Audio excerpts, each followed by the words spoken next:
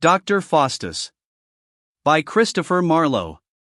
The tragical history of the life and death of Dr. Faustus, commonly referred to simply as Dr. Faustus, is a play by Christopher Marlowe, based on the German story Faust, in which a man sells his soul to the devil for power, experience, pleasure, and knowledge. Dr. Faustus was first published in 1604, 11 years after Marlowe's death and at least 10 years after the first performance of the play.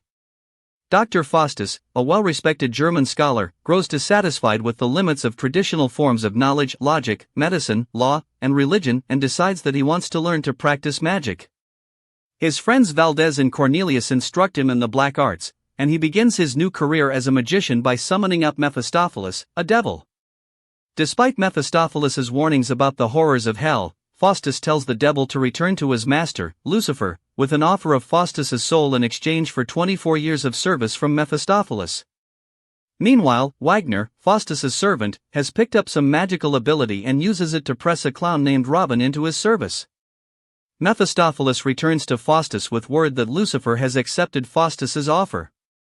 Faustus experiences some misgivings and wonders if he should repent and save his soul. In the end, though, he agrees to the deal, signing it with his blood. As soon as he does so, the words homo fugue, Latin for "O man, fly," appear branded on his arm. Faustus again has second thoughts, but Mephistopheles bestows rich gifts on him and gives him a book of spells to learn.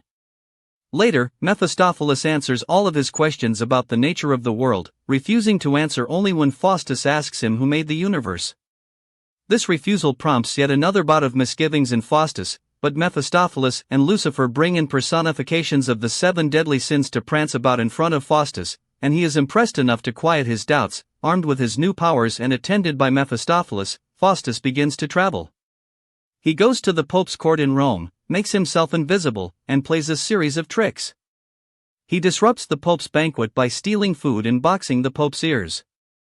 Following this incident, he travels through the courts of Europe, with his fame spreading as he goes. Eventually, he is invited to the court of the German Emperor, Charles V, the enemy of the Pope, who asks Faustus to allow him to see Alexander the Great, the famed 4th century Macedonian king and conqueror. Faustus conjures up an image of Alexander, and Charles is suitably impressed. A knight scoffs at Faustus' powers, and Faustus chastises him by making antlers sprout from his head. Furious, the knight vows revenge. Meanwhile, Robin, Wagner's clown, has picked up some magic on his own, and with his fellow stable hand, Rafe, he undergoes a number of comic misadventures. At one point, he manages to summon Mephistopheles. Faustus then goes on with his travels, playing a trick on a horse courser along the way. Faustus sells him a horse that turns into a heap of straw when ridden into a river. Eventually, Faustus is invited to the court of the Duke of Van Holt, where he performs various feats.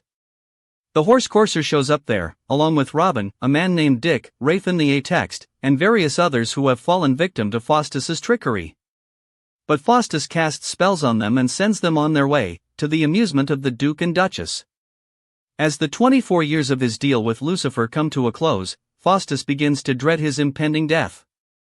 He has Mephistopheles call up Helen of Troy, the famous beauty from the ancient world, and uses her presence to impress a group of scholars. An old man urges Faustus to repent, but Faustus drives him away. Faustus summons Helen again and exclaims rapturously about her beauty. But time is growing short. Faustus tells the scholars about his pact, and they are horror-stricken and resolve to pray for him. On the final night before the expiration of the 24 years, Faustus is overcome by fear and remorse. He begs for mercy, but it is too late. At midnight, a host of devils appears and carries his soul off to hell. In the morning, the scholars find Faustus' limbs and decide to hold a funeral for him.